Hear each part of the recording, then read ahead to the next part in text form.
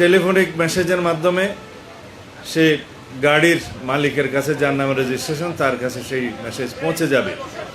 আমরা কার্যক্রম শুরু করেছি, যেখানে এই মহাসড়কে 490টি পিলারে ক্যামেরা, অটোমেটিক ক্যামেরা এবং এআই জেনারেটেড ফাইন সিস্টেমের আমরা ইন্ট্রোডিউস করেছি, যাতে কেউ স্পিড ব্রেক করলে, স্পিড লিমিট ক্রস করলে এবং ট্রাফিক আইন ভঙ্গ করলে, উল্টা পথে যাত্রা করলে, ওভারটেকিং করলে, যে কোনোভাবেই হোক, যেখানে সাইন সিগন্যাল দেওয়া আছে সেটা অমান্য করলে তার উপরে ফাইন আরোপ করা হবে। অটোমেটিক্যালি এটা বিআরটি এর কাছে চলে যাবে এবং টেলিফোনিক মেসেজের মাধ্যমে সে গাড়ির মালিকের কাছে, যার নামে রেজিস্ট্রেশন, তার কাছে সেই মেসেজ পৌঁছে যাবে।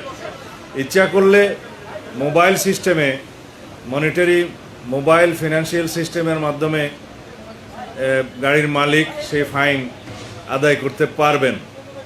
সেটা একবার, দুইবার, তিনবার হলে তারপরে রেজিস্ট্রেশন ক্যান্সেল হবে কিনা সেটা বিআরটি এর আইন অনুযায়ী হবে।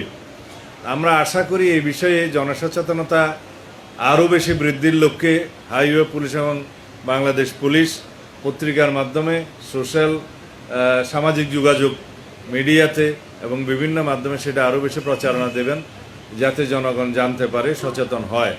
আশা করি এই উদ্যোগের ফলে আমাদের একটা যুগান্তকারী পরিবর্তন সড়ক শৃঙ্খলার মধ্যে আসবে। এই বিষয়ে সহযোগিতা করার জন্য বাংলাদেশ সড়ক পরিবহন শ্রমিক ফেডারেশনের সভাপতি হিসেবে জনাব শিমুল বিশ্বাস এমপি আছেন, এখানকার লোকাল এমপি আছেন আমাদের মান্নান সাহেব, হাইওয়ে পুলিশের সমস্ত কর্মকর্তারা আছেন, হাইওয়ে পুলিশের যিনি প্রধান এডিশনাল আইজি ফারুক সাহেব আছেন, আইজি সাহেব আছেন। আপনারা সবাই জনসচেতনতা সৃষ্টির লক্ষ্যে, হাইওয়ে শৃঙ্খলা ফিরিয়ে আনার লক্ষ্যে আপনারা যথেষ্ট প্রচারণা দিবেন এবং এই কার্যক্রম এই মুহূর্ত থেকে শুরু হলো।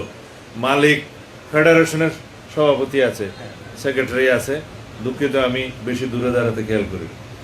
আচ্ছা, আপনারা মালিক, শ্রমিক ফেডারেশন এবং পুলিশ সম্মিলিতভাবে এই প্রচেষ্টাকে সফল করতে হবে।